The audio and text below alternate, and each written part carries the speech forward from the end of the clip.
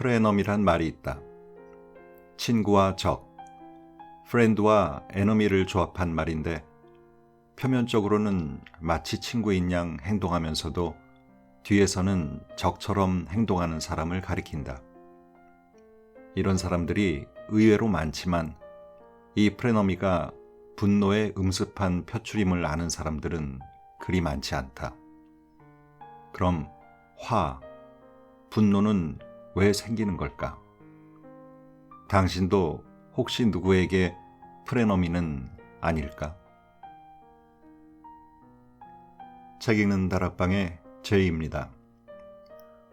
오늘 여러분과 같이 생각해보고 싶은 주제는 화입니다. 여러분은 어떠세요? 자주 화내는 편이세요? 아니면 화를 참는 편이신가요?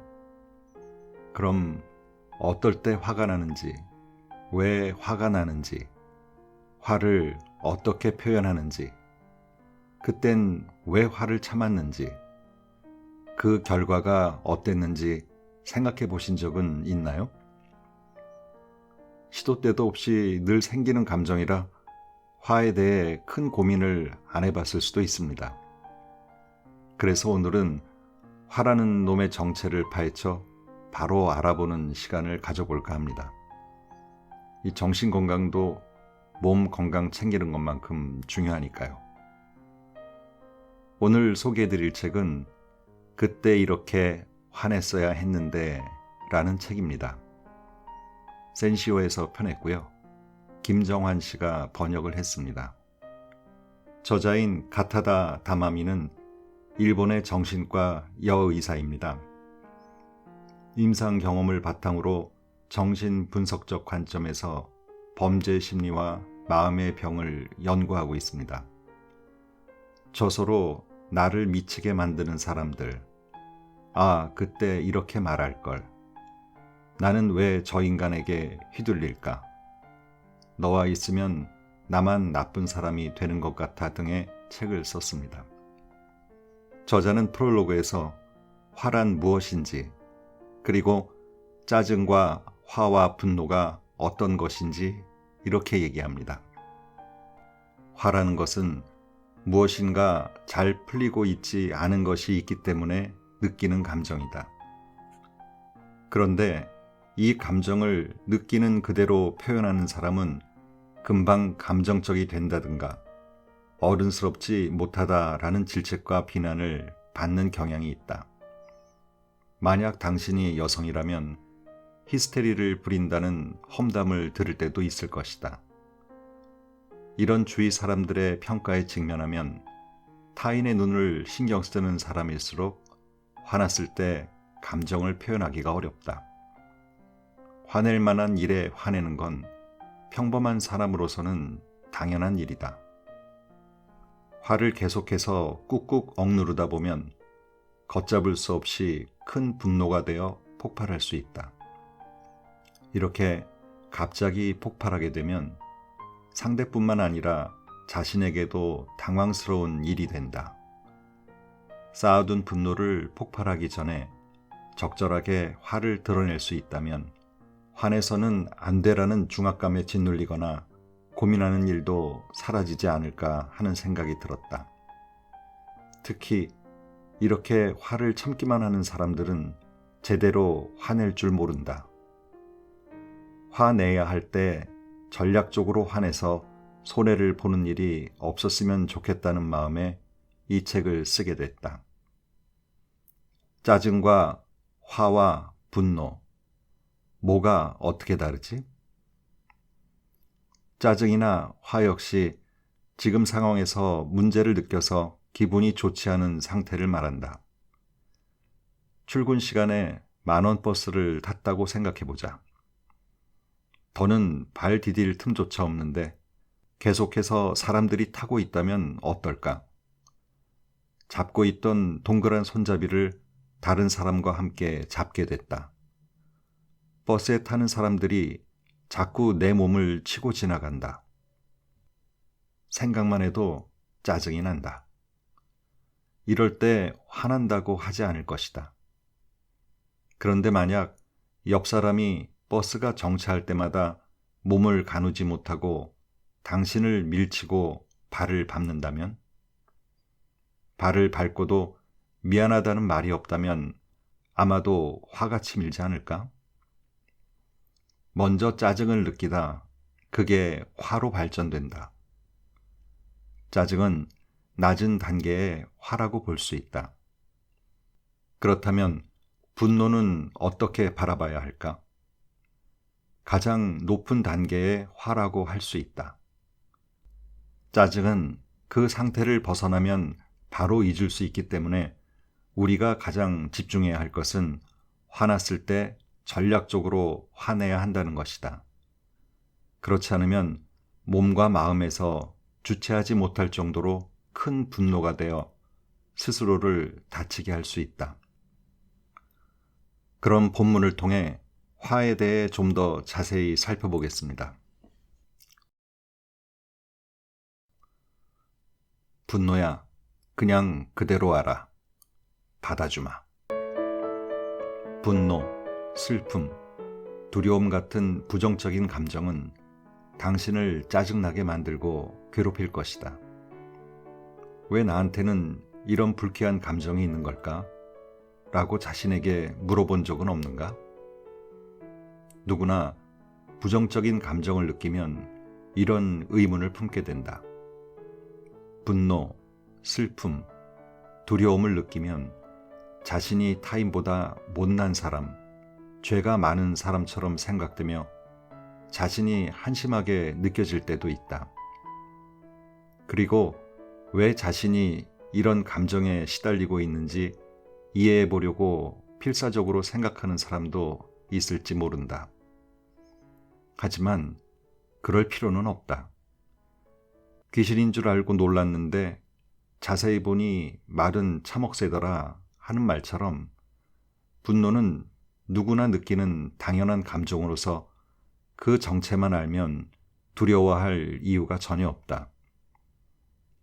이를 위해서는 분노, 슬픔, 두려움 같은 감정은 자신의 의지로 통제할 수 있다 라던가 부정적인 감정은 꾹 참고 드러내지 말아야 한다 같은 말을 고지곳대로 받아들이지 말아야 한다. 당신은 당신의 의지대로 통제하면서 숨을 쉬고 있는가? 그럴 리는 절대 없다. 기본적으로 호흡은 무의식 중에 자동으로 하는 것이다.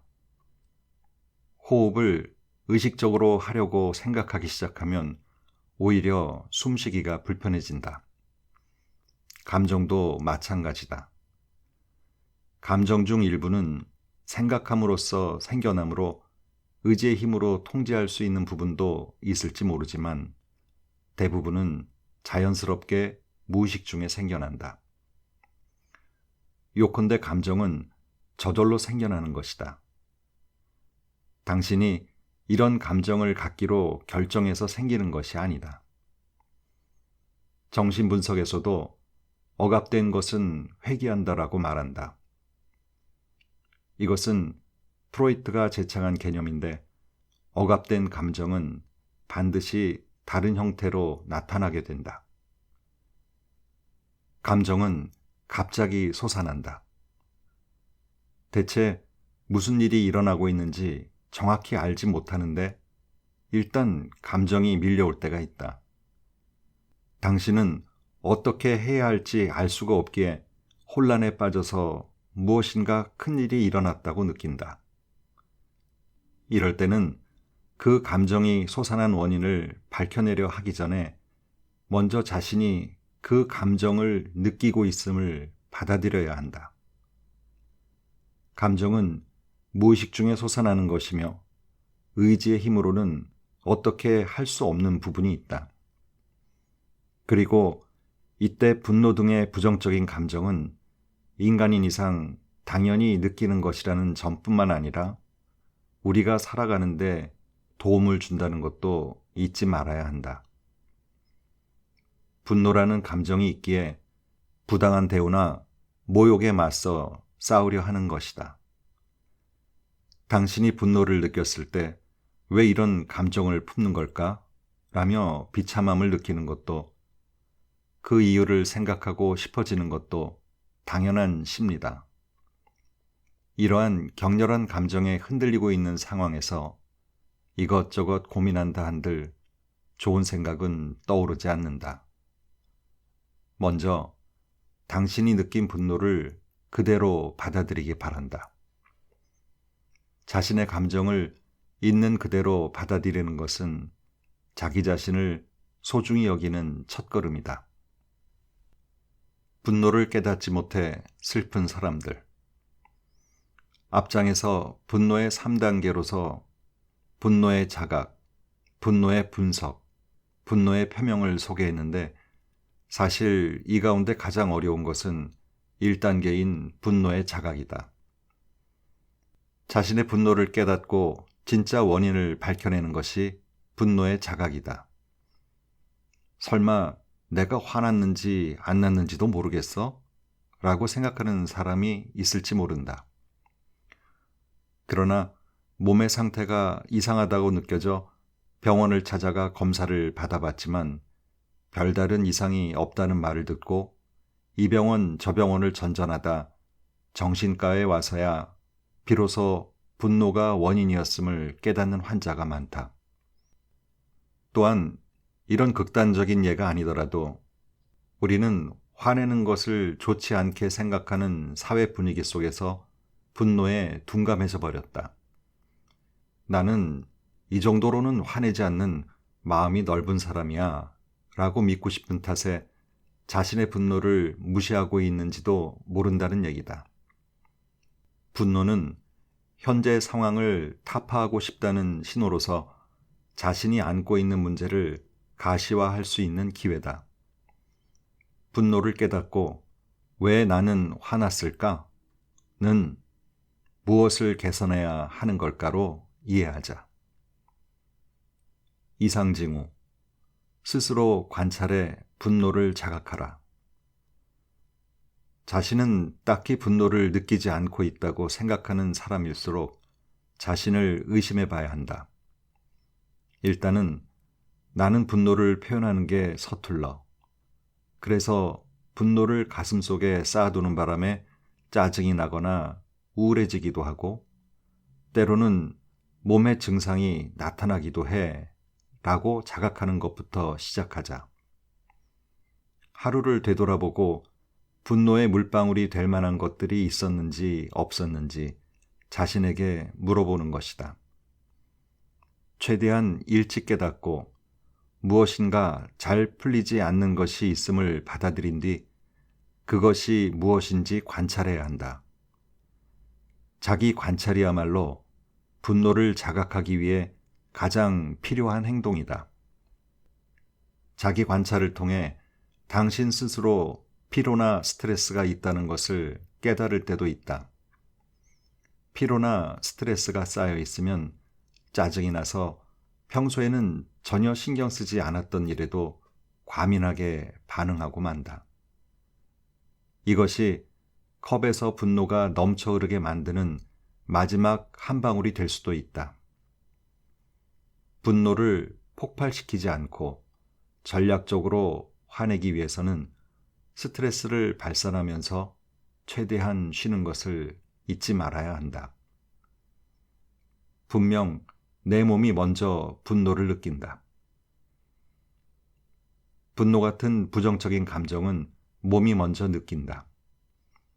왠지 몸 상태가 좋지 않다고 느끼는 것부터 시작해 심할 경우 숨쉬기도 괴롭고 서 있기조차 힘들 때도 있다. 이런 증상이 있다면 신체적인 병만 의심하지 말고 자신이 무엇인가에 화나 있는 것은 아닐까 곰곰이 생각해 보기 바란다. 화가 솟아오르면 신체가 어떻게 변화하는지는 사람마다 다르다. 자신이 화났을 때를 떠올려 보기 바란다. 화가 치밀면 얼굴이나 몸이 뜨거워지기도 하고 심장이 두근거리고 호흡이 빨라질 수 있다. 이런 감각에는 물론 개인차도 있다. 화나면 속이 쓰리는 사람도 있고 혈압이 오르는 사람도 있다.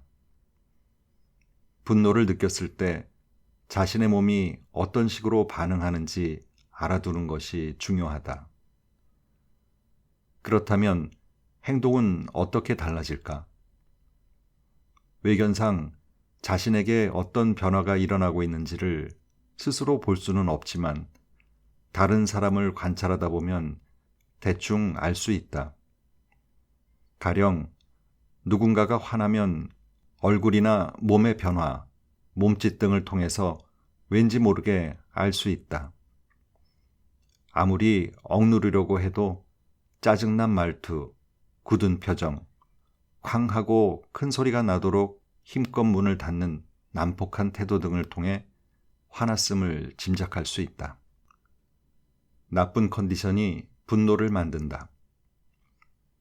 이처럼 부정적인 감정이 생겼을 때 몸에 드러난다는 것을 알 수 있듯이 반대로 몸의 상태가 감정에 영향을 끼칠 때도 있다. 감정에 영향을 끼치는 다양한 요인 가운데 중요한 것은 수면과 호르몬이다. 먼저 수면 부족 상태가 되면 분노나 슬픔 등의 부정적인 감정에 사로잡히기 쉬워진다. 게다가 기쁨이나 즐거움을 제대로 느끼지 못하게 된다. 나는 이런 영향을 잘 알고 있기 때문에 피곤에 찌들어 기분이 슬플 때나 분노가 진정되지 않을 때는 가급적 일찍 자려고 한다. 하룻밤 푹 자고 나면 다음날 아침에 눈을 떴을 때 슬픔이나 분노가 조금은 가라앉기 마련이다. 만약 슬픔 또는 분노 때문에 좀처럼 잠이 오지 않거나 다음날 잠에서 깨어난 뒤에도 기분이 풀리지 않는다면 상당히 골치 아픈 상황이라고 생각하는 편이 좋을 것이다. 이런 상태가 며칠씩 계속된다면 병원에 가야 한다. 아마도 의사에게 진찰을 받게 되면 약을 처방받게 될지도 모른다. 호르몬도 중요하다. 호르몬과 감정 사이에는 강한 상호작용이 있기 때문이다. 감정은 호르몬의 분비에 영향을 끼친다. 즐거움을 느끼면 도파민의 분비가 증가한다거나 불안감 또는 공포를 느끼면 노르아드레날린의 분비가 늘어난다는 사실은 유명하다. 반대로 호르몬의 분비가 감정에 영향을 끼치기도 한다. 예를 들어 남성과 여성은 호르몬의 유형도 다르고 그 양도 다르다. 이것이 어떤 일에 대해 남성과 여성이 서로 다르게 느끼거나 다른 감정을 품는 원인 중 하나이기도 하다.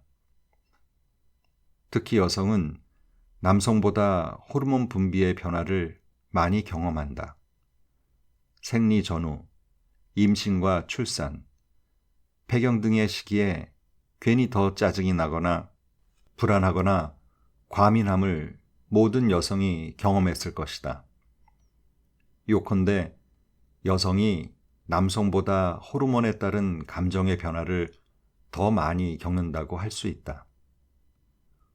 호르몬 때문에 쉽게 화를 내는 상태가 되었구나 라고 자각하기만 해도 자신이나 타인의 부정적인 감정을 받아들이기 쉽다.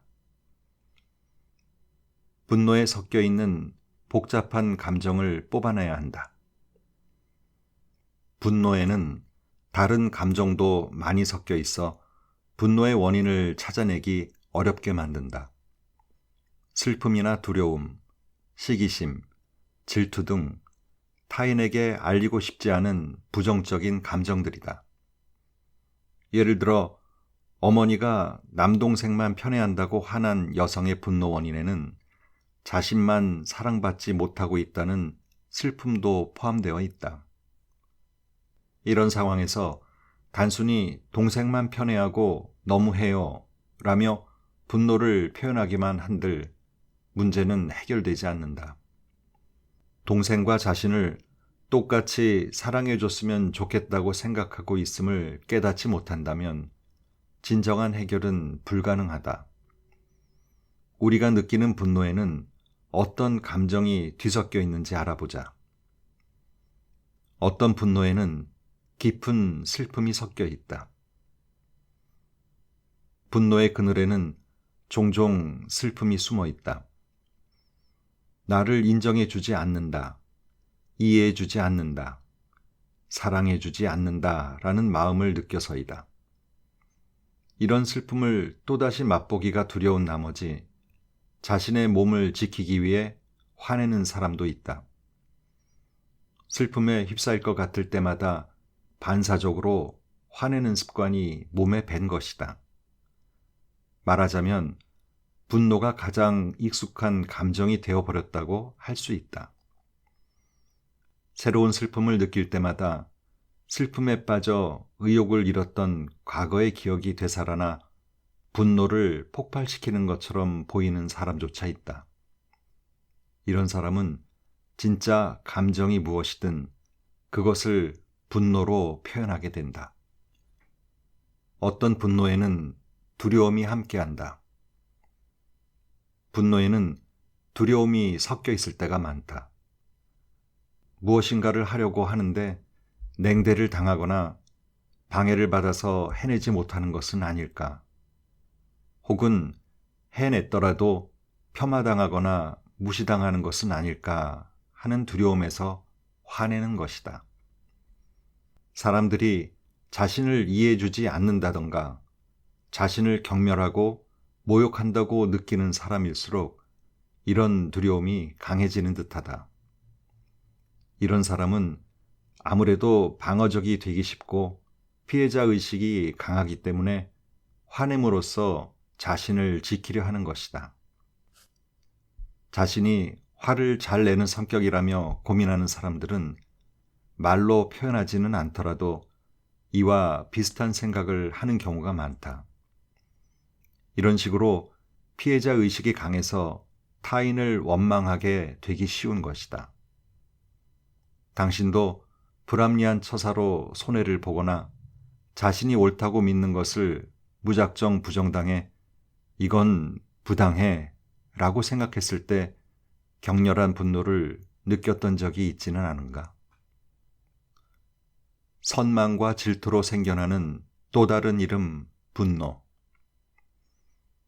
분노에는 타인을 시샘하거나 시기하는 마음이 섞여 있는 경우도 종종 있다.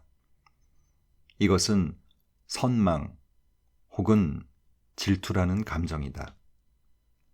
선망 또는 질투라는 감정은 누구에게나 있다. 성공한 사람이나 인격자로 존경받는 사람도 많든 적든 선망과 질투의 감정을 품는다. 다만 그것을 표현하는 방식, 드러내는 방식이 다를 뿐이다. 예전에 유명 여배우인 미야자와 리에 씨가 딸의 입학식에 약 140만 엔이나 하는 샤넬 옷을 입고 참석했다가 다른 어머니들의 따가운 눈총을 받았다는 보도가 있었다. 어떤 어머니는 참석한 곳의 분위기를 생각해줬으면 좋겠다고 말했다고 한다. 이것이 바로 선망이다. 17세기 프랑스의 명문 귀족인 프랑스와 드 라로슈프코는 선망이란 타인의 행복을 참지 못하는 분노다라는 말을 했는데 그 전형적인 예라고 할 수 있다. 다른 어머니들은 최고급품을 몸에 걸치고 당당하게 나타난 예쁘고 몸매 좋은 여배우의 행복을 참지 못하고 분노를 느끼는 것이다. 이 분노가 바로 선망인데 선망이라는 것은 그대로 외부에 드러내기에는 조금 창피한 감정이다. 당신도 누군가를 질투하거나 부러워한다는 마음을 가급적 숨기고 싶지 않은가? 그렇기 때문에 애둘러서 참석한 곳의 분위기를 생각해 줬으면 좋겠다라고 말한 것이 아닐까 싶다.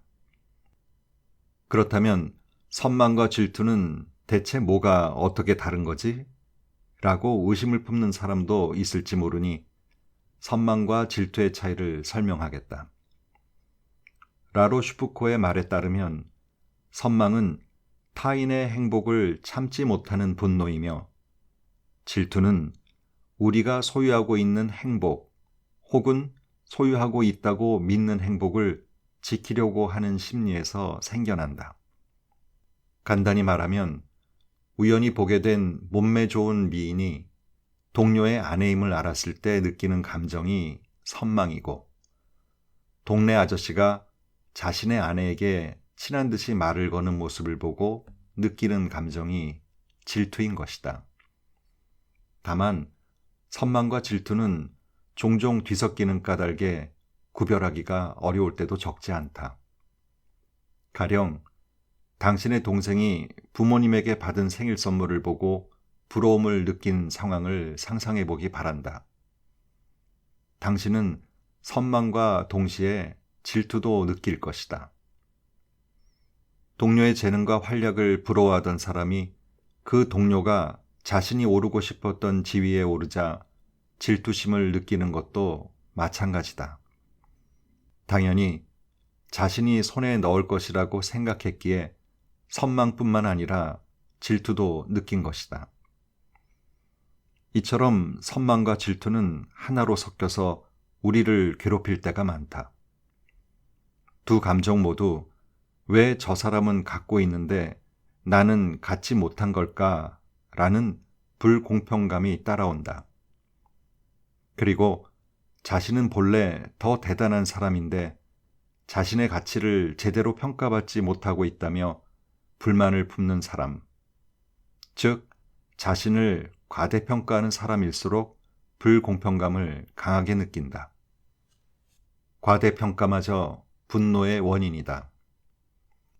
감정과는 조금 다르지만 자신을 과대평가하는 사람일수록 타인에게 높게 평가받지 못하는 것을 부당한 피해로 받아들이고 복수에 대한 욕망이나 처벌에 대한 욕망 같은 분노를 품기 쉽다. 분노의 강도는 과대평가의 정도에 비례한다. 자신에게는 이 정도의 가치가 있을 터인데 그 가치를 인정받지 못하고 있다든가 가치에 걸맞는 대우를 받고 있지 못한다고 느낀다. 미모나 재능, 명예나 재산, 혹은 존경심이나 높은 평가 등 자신이 원하면서도 손에 넣지 못하는 것을 가진 사람을 향한 분노, 즉 선망도 강해진다. 정도의 차이는 있을지언정 사람은 누구나 자신을 과대평가한다. 어째서일까? 그 원인은 바로 자기애다. 자기애는 인간에게 필요한 것이다. 그러나 지나침은 모자람과 다름없다라는 말처럼 자기애가 너무 강하면 조금 문제가 된다. 자신을 과대평가한 결과 자신에 대한 타인의 평가와 자신의 평가 사이에 큰 괴리가 생기고 마는 것이다. 자기 평가와 타인의 평가가 완전히 일치하는 사람은 없다. 많든 적든 괴리가 존재하는 것이 보통이다. 그러나 자기애가 강하면 이렇게 되고 싶다는 이미지, 즉 이상에 얽매인 나머지 현실의 자신을 받아들이지 못한다. 내가 고작 이 정도일 리가 없어 라는 생각이 강해지기 때문이다. 당연히 분노도 강해진다. 게다가 왜 화났는지, 누구에게 화났는지를 자신조차 알지 못하는 경우가 적지 않다. 그저 화낼 뿐이다. 마치 자신이 발을 헛디뎌서 넘어져 놓고서는 땅이 잘못했다고 화내는 어린아이와 같은 상태가 되어버리는 것이다. 우리를 화나게 하는 분노 유발자의 5가지 유형. 지금까지 다른 감정과 복잡하게 얽힌 분노에 관해 설명했는데 자신을 화나게 하는 사람, 즉 자신을 공격하는 사람의 행동에 관해서도 알아놓으면 분노를 더욱더 깊게 이해할 수 있다. 분노를 느꼈을 때 의식적으로든 무의식적으로든 왜 상대가 이렇게 자신을 공격하는지 파악한 다음 자신의 분노를 표명하는 것이다. 우리를 화나게 하는 사람은 크게 5가지 유형으로 나눌 수 있다. 이득형. 이득형은 언제 어느 때나 자신의 이익을 추구한다. 이를 위해서는 타인을 벼랑에서 떨어뜨리는 짓도 마다하지 않는다. 자신의 위치가 위태로워지지 않기를 바라는 보신도 여기에 포함된다. 자기애형. 이 유형은 자신을 과대평가해 무조건 자신이 더 위라고 생각하며 이를 주위에도 과시하고 싶어 한다. 자기 자랑을 통해 자신의 우월성을 확립하는 데서 멈추는 사람부터 상대를 부정하고 존엄성에 상처를 입히려 하는 사람까지 다양하다. 선망형. 자신보다 성공을 거둬서 행복해 보이는 사람을 용납하지 못하는 유형이다. 인터넷의 세계에서 유명인을 비방하는 것도 여기에 해당된다. 부인형. 자신에게 잘못이 있음을 인정하고 싶지 않아서 그것을 부인하기 위해 타인을 강하게 몰아세우는 사람이 이 유형이다. 자신을 정당화하기 위해서라면 상대를 공격하는 것도 마다하지 않는다. 치환형. 애꿎은 사람에게 화풀이하는 사람이 이 유형이다. 본래 분노를 느낀 원인을 자신의 힘으로는 어떻게 할 수가 없으니 발산하기 쉬운 다른 사람에게 분노를 표출한다. 다만 당하는 입장에서는 상대가 어떤 상황에 놓여 있는지 알지 못하면 판단이 불가능하기 때문에 이 유형인지 알기가 어렵다. 이런 사람들과는 최대한 접촉을 피할 것을 권하고 싶지만 그럴 수 없을 때는 분노를 명확하게 표명해야 한다. 다만 이때 분노를 발산하기만 해서는 의미가 없다. 쾌락 원칙과 현실 원칙의 균형을 잡으면서 적절하게 분노를 표현하는 것이 중요하다. 화내는 것도 기준이 있다. 쾌락 원칙 대 현실 원칙, 분노의 양팔 저울. 화를 계속 참으면 몸과 마음의 병으로 발전하거나 상대방이 요청한 행동 등을 하지 않는 소극적인 행동으로 상대에게 상처를 주는 수동적 공격을 하거나 결국 인내의 한계를 넘겨 폭발해 버리고 만다. 그렇게 되지 않기 위해서는 화날 때 표현하는 편이 좋은데 무작정 화낸다고 해서 상황이 개선되지 않는다. 먼저 화를 느꼈다면 어떻게 표현해야 할지 확인할 필요가 있다. 쾌락 원칙, Pleasure Principle은 프로이트에 의해서 개념이 정립된 정신 분석 용어로 인간이 쾌감을 추구하고 고통을 회피하며 본능적인 충동에 따라 즉각적, 직접적으로 만족을 얻으려 하는 심리 상태를 가리킨다. 분노를 느낀 그대로 표명함으로써 기분을 푸는 것이다. 한편 현실 원칙, Reality Principle은 쾌락 원칙과 함께 심리를 지배하는 기본 원칙으로 현실과의 적합성을 위해 설령 불쾌했더라도 상황에 따라 쾌락 원칙을 봉인하고 현실을 따르려 하는 심리 상태를 가리킨다. 겉으로는 쾌락 원칙과 현실 원칙이 갈등 관계에 있는 것처럼 보이지만 오히려 더 나은 쾌락 충족을 위해 당장의 쾌락을 포기하고 연기하는 관계로 본다. 분노를 느끼면서도 자신의 손익을 고려해 분노를 표명할지 말지 전략적으로 판단함으로써 가급적 손해를 보지 않도록 하는 것이다. 화를 못 내는 사람들은 상대의 보복에 대한 두려움이나 화를 잘 낸다는 인상을 주고 싶지 않다는 허영심, 분노를 표명하기가 귀찮다는 태만함 등에 얽매인 나머지 자신의 솔직한 기분이나 분노를 드러냈을 때의 손익을 고려해 아무런 생각도 하지 못하는 경우가 많다. 그리고 그 결과 스트레스만 쌓이게 된다. 이러한 문제를 해결하기 위한 첫걸음은 화났을 때 제대로 표현하는 것이다. 다만 주의할 점이 한 가지 있다. 어느 한 원칙에 너무 치우치지 않도록 하는 것이다. 쾌락 원칙과 현실 원칙이 균형을 이루는 지점을 기준으로 삼기 바란다.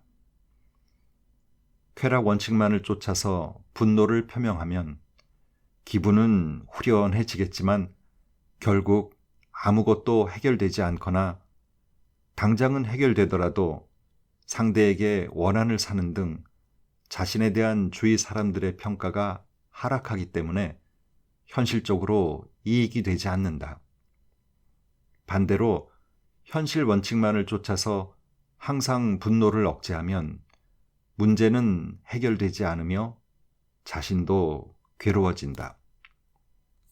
요컨대 쾌락 원칙과 현실 원칙을 저울질해 균형 잡힌 방법으로 분노를 표명해야 하는 것이다. 사례 6. 그때그때 말이 달라져서 곤란하다고요. 이 자네는 이 사업 계획이 말이 된다고 생각하나? 다시 만들어와. 분명히 며칠 전에 보여줬고 이러저러하게 고치라는 지시를 받아서 그대로 수정한 서류인데 갑자기 그때와는 반대되는 지적을 하며 반려하는 부장에게 짜증이 난다. 늘 이런 식으로 말이 달라져서 메멘토라는 별명의 상사에게 몇 번이나 의미 없는 수정을 지시받아 왔는지. 대답 1. 28일에 부장님께서 말씀하신 대로 수정한 것입니다만 추가로 수정을 하는 편이 좋을까요? 대답 2. 알겠습니다. 다시 만들어 오기는 하겠습니다만 어떻게 만들어야 할지 지시사항을 이메일로 보내주실 수는 없을까요? 아니면 제가 확인 메일을 보내드리겠습니다. 이것은 부하 직원이 사업 계획을 제대로 만들어 와서 자신이 곤란을 겪지 않기를 바라는 보신 성향의 이득형에 몇 번씩 계획서를 다시 만들게 함으로써 자신의 힘을 과시하려 하는 자기애형, 적절한 수정 지시를 내리지 못했음을 인정하고 싶지 않은 부인형이 섞인 복잡한 사례다. 아침에 명령을 내렸다가 저녁에 다시 고친다는 조령 모계도 아니고 조령 조계 수준인 상사. 자신에게 불리한 부분만 깔끔하게 잊어버리는 사람은 의외로 많다. 자신의 실수도 전부 다른 사람의 탓으로 돌리는 까닭에 이런 상사가 있으면 부하 직원은 자신의 실수를 감추게 된다. 일단 실수를 인정하면 상사는 그 부하 직원의 실수가 아닌 것까지 전부 떠넘기고는 심하게 질책하기 마련이다. 이런 유형의 사람과 함께 일하다가 몸 상태가 엉망이 된 환자도 있다. 이 경우 대답 1처럼 당신의 지시대로 수정했다라고 말해두는 것이 중요한 일이다. 그러나 이런 상사는 나는 그런 의미로 말한 게 아니야 와 같은 식으로 사실을 자신에게 유리하도록 비틀 때가 많다. 상대가 계속해서 다른 말을 해왔음을 보여줄 수 있도록 대답 2처럼 증거로 삼기 위한 확인 메일을 보내는 것도 효과적이다. 이 메일을 이 상사보다 더 지위가 높은 사람에게 함께 보내놓을 수 있다면 최선이지만 어렵다면 다른 관계자에게 보내는 방법도 추천한다. 딱 한 번이었어. 이제 그만 좀 화내라고. 아내와 결혼한 지도 어느덧 30여 년. 30대일 때 딱 한 번 바람을 피웠다가 아내에게 들킨 적이 있다. 당신은 크게 갈등을 빚었지만 필사적으로 빌어서 간신히 용서를 받았다. 그리고 이제는 아이가 성인이 되어 독립하고 나도 정년퇴직해 부부끼리 즐겁게 살 일만 남았다고 생각했는데 최근 들어 아내가 걸핏하면 내가 아이를 키우느라 제일 힘들 때 바람이나 피우고 말이야 라며 당시의 일을 끄집어낸다. 나로서는 이제 와서 그런 말을 해도 라는 생각에 당황스럽기도 하고 그때 사과했잖아 라는 생각에 화도 나지만 요즘 아내는 흥분하면 아무것도 하지 못하는 상태가 되어서 내가 집안일을 해야 할 때도 많기 때문에 이러지도 저러지도 못하고 있다. 대답 1. 당신이 많이 힘들 때 바보 같은 짓을 해서 정말 미안해. 막 출세하기 시작했을 때여서 나도 우쭐해져 있었어. 그때 못까지 합쳐서 더 잘해줄게. 대답 2. 도대체 언제까지 그 얘기를 할 거야? 지겹지도 않아? 자꾸 그러면 또 바람 피우고 싶어질지도 모른다고. 특히 60세 전후의 여성은 전업주부의 비율도 높고 가정에서 남편에게 순종해야 한다고 교육받았던 세대다. 그런 만큼 분노를 가슴속에 억누르고 살아온 사람도 많다. 오랜 세월에 걸쳐 쌓아온 남편에 대한 분노의 크기에 의사인 나도 깜짝 놀랄 때가 있을 정도다. 이 남편에게는 다 끝난 일이지만 아내는 오랫동안 쌓여있던 원한을 풀지 않고서는 견딜 수가 없었을지도 모른다. 아내는 자신이 힘들었던 시기에 남편이 바람을 피웠다는 사실을 알고 있으므로 평생이 지나도 그 분노를 잊지 못한다. 집안일도 할 수 없는 상황이라면 어떤 의미에서 아내의 복수인 것이다. 이 경우 대답 1처럼 상대의 기분에 맞춰주는 수밖에 없다. 어떻게 한들 절대 잊어줄 리가 없으므로 당신이 화내는 것도 당연해 라고 공감하는 마음을 표현하기 바란다. 그래서 아내가 집안일을 해주게 된다면 현실적으로는 이득일 것이다.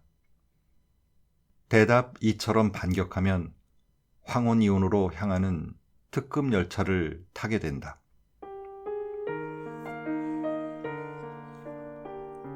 이 책에는 직장 상사, 동료, 후배, 그리고 배우자, 친인척, 지인과 이웃과의 상황에서 화가 날 만한 구체적인 상황들과 그에 따른 적절한 화의 표현에 대한 예를 소개하고 있으니까요. 더 궁금하신 분들은 책을 직접 보시면서 지혜를 얻으시길 바랍니다. 인간은 마음속에 자리한 질투심 때문에 칭찬하기보다 헐뜯기를 좋아한다고 이탈리아 사상가 마키아벨리는 얘기했습니다. 어쩌면 화가 나는 원인이 상대의 잘못이 아니라 나의 마음가짐에서 생기는 것일 수도 있으니 화내기 전에 내 마음부터 들여다볼 필요가 있는 것 같습니다. 그럼 오늘도 좋은 하루 되세요.